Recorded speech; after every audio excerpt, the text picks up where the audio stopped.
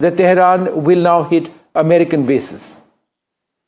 Okay, thank you for having me. Look, when it started with residential areas in Iran. They targeted the residential areas where military generals also live. So I think Israel is the last one who can nag about Iran hitting residential areas, even after what we saw in Gaza, especially in Gaza, where every building was destroyed. It was turned into rubble over there. And now the Israelis are calling and nagging that Iran is hitting the residential areas. I think it's not fair. On the other hand, Iran is going to retaliate against the United States and all its assets in the area, in the region, in the Middle East, in the Western Asia. And this time it's not going to be like the last time when Iran hit the Ain al-Assad air base in Iraq when Iran's General Soleimani was killed. So I think this time it's going to be a very vast war, and Iran is going to hit hard. And because Israel has already started a war against Iran, so there will be two fronts. The air bases and all those bases in this area. And on the other hand, the Israeli entity, we cannot call it the Israeli regime, the occupied territories will definitely be hit again. Let me put that across to Pramod Chilani. Mr. Chilani, you agree with what Hassan Zaidi is saying, that this is now going to escalate? Iran is going to, as per Mr. Zaidi, Iran is going to attack some of the American assets in the region, and America does have very vast and deep asset network there. Given the US-Iran military asymmetry, Iran would be wiser not to take on the US directly, but rather take on the US indirectly through insurgent attacks, through proxy attacks, and by other means. But it's clear that by dragging the US into yet another Middle East war, Trump has entered a dangerous phase for US and for the Middle East. It has direct implications for India. We should not forget that for India, the US-Israeli war against Iran carries greater implications than even the Ukraine war. Iran is located barely 500 nautical miles from India. From Israel, Iran is separated by buffers like Syria, Jordan, and Iraq. Iran straddles the key energy routes for India, and any disruption of those energy routes will have a severe impact on the Indian economy. Mm-hmm. All right. And is that really your worry? We'll just come back to you, Dr. Chilani, in a moment. Let's go back to NDTV's Ankit Tyagi in Tel Aviv. Ankit, go ahead. Vishnu, what we're trying to do, we're trying to just come up at one end of this mall to try and give you a vantage position. While all those claims about whether civilian areas have been hit in Tel Aviv, this is, Ramat Aviv, and where I am standing at this moment, the area that I was showing you from down below. This gives you, a sense, a vantage point of how the damage has taken place. I will point out to that building that you see. All these 3-4 buildings are all residential buildings. At the top of that building, you would see the entire, roof has collapsed in one of the buildings, and shattered floors on the other. Behind me as well, this is a low-rise building that is just behind me, residential area again, which has taken the impact, the hit here. Many houses that you would see broken. On the other hand, there are rescue operations which are in fact still on, cleanup operation which are still on as we speak, and all across where I can see there are security forces and rescuers, those who are on the ground, ambulances still on standby. The cleanup in fact happening. These trucks, as you will see behind me, are taking away all that in fact they can pick up from this place. So This very much is near the university here in Tel Aviv, where this hit took place a short while back. And all across at this moment, the people, those who have their houses here, are not allowed to go in. Some whose houses are intact are trying to take their belongings out from that very place. Ambulances, the fire security and security officials all across in this very residential area. This is one of the areas which has been impacted in the recent strike. We were told that about 27 missiles and rockets were launched this morning in the retaliation. There are other areas which, of course, only after the confirmation from the IDF, which would be able to tell you in Tel Aviv and other places which have been impacted. But what we can at least confirm here at this moment from where we are standing, on NDTV, that there are these places, the residential areas, which have borne the brunt of this recent retaliation from Iran. The residential quarters, houses, and also a shopping center which were targeted. Not many, thankfully, not many injuries here. 11 people total have been, we have been told, have been injured, and none of them at this moment are critical, is what the Israeli Defense Forces have put out. Indeed, that's a very important point you made, Ankit, that most of these attacks have been in residential areas, but no fatalities or critical injuries so far. Any word on some of the other cities where there are some visuals coming in? If, Ankit, you've been speaking to people there, any update there? Some visuals are coming in about some of the other Israeli cities, if you've been able to get a word on that.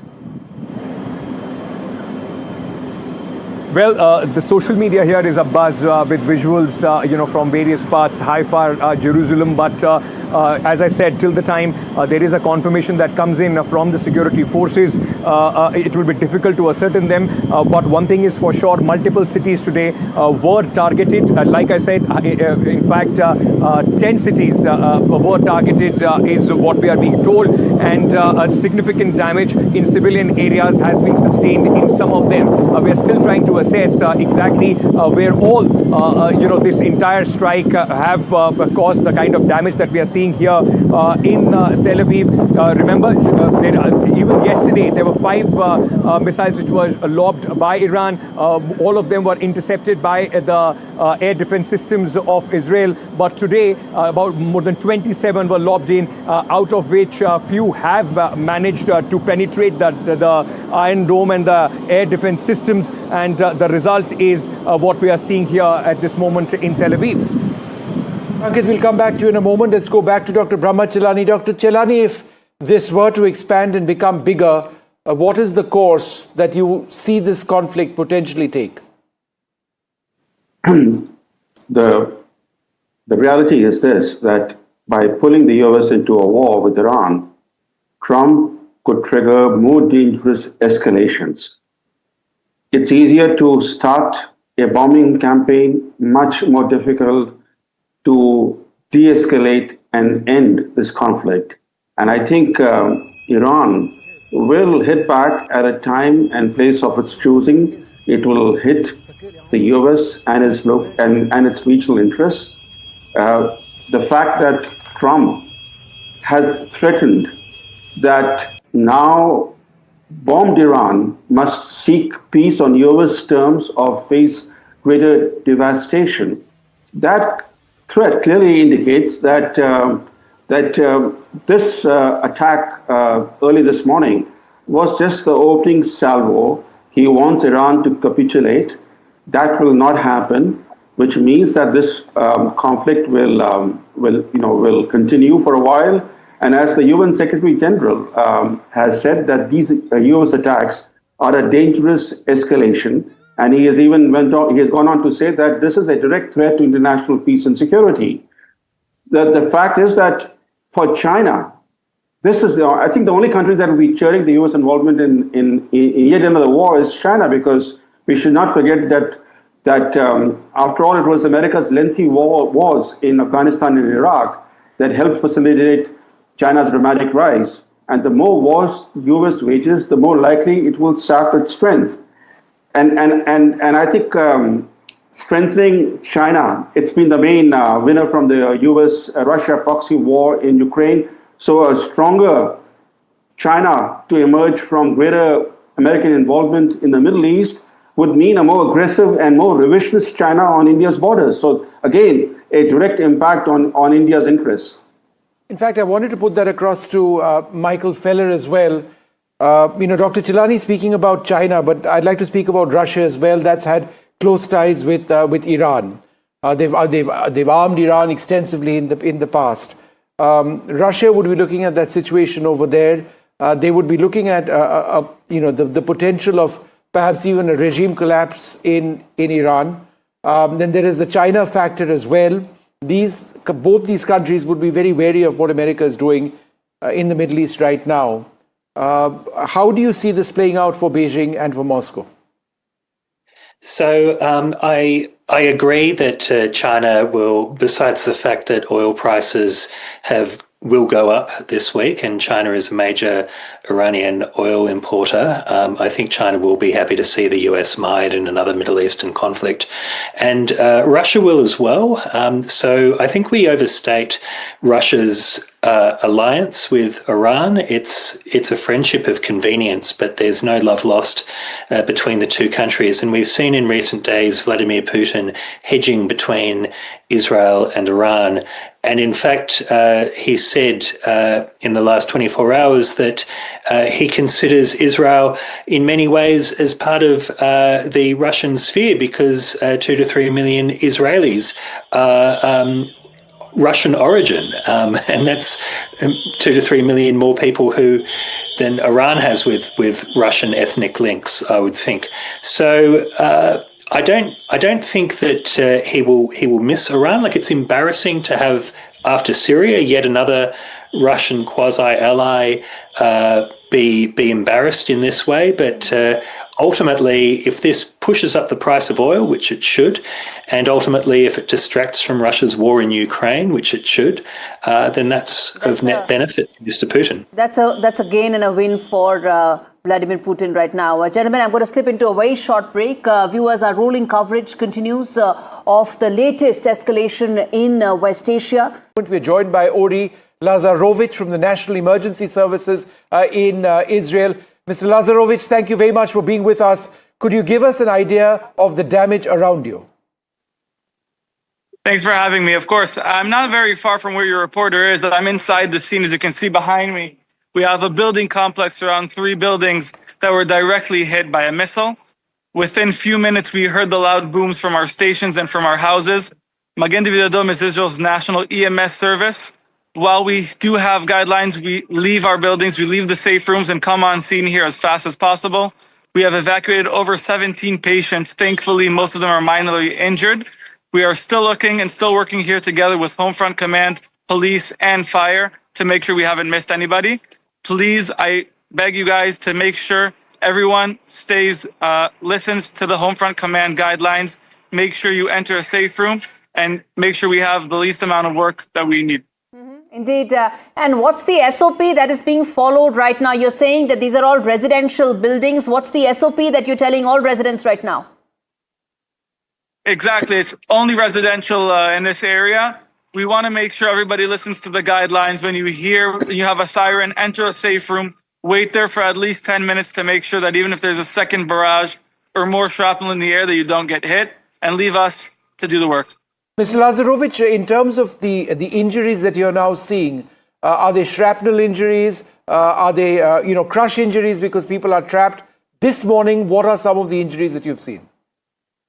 Definitely. So thankfully, this scene here, we've had mostly minor injuries, but we've definitely seen today and throughout the past 8 days, you have very, very severe injuries and scenes as well. You have patients with crush injuries, burns, smoke inhalation, everything in between. It's giant missiles. We're talking about over 1,000 pounds of dynamite TNT inside these missiles that are hitting the residential areas. Mm-hmm. And talk to us, tell us now, what is the size of the team, the scale at which all of you are operating, the number of teams that are there? Tell us on all that preparation that is underway. We send Magen David Adom has been on highest alert level since the war began. So that means we have 35,000 volunteers and over 2,000 ambulances that are available 24/7. On this scene here, we've had dozens of ambulances. We have medical motorcycles as well, first responders with their own vehicles that leave their house that's very close. We have people from 2-3 minutes away that arrive on scene within seconds. And we've had dozens of team here on scene to make sure we can accommodate no matter how many patients we have. So basically, you're the guys who get